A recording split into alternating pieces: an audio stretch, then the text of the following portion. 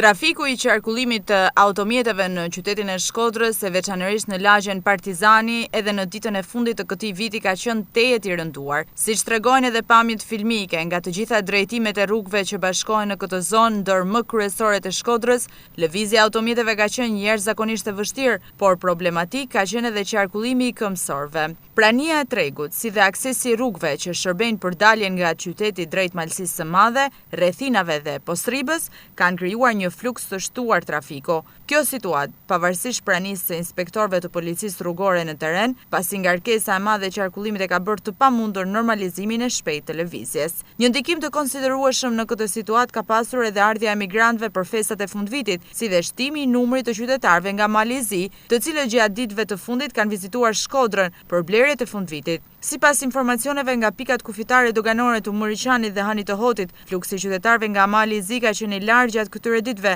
me destinacion tregjet e Shkodrës. Gjithsesi, kjo është dita e fundit e këtij viti, viti 2025, dhe mbetet vetëm që të urojmë që viti 2026 të sjellë më shumë mbarësi, qetësi dhe mirësi për të gjithë qytetarët.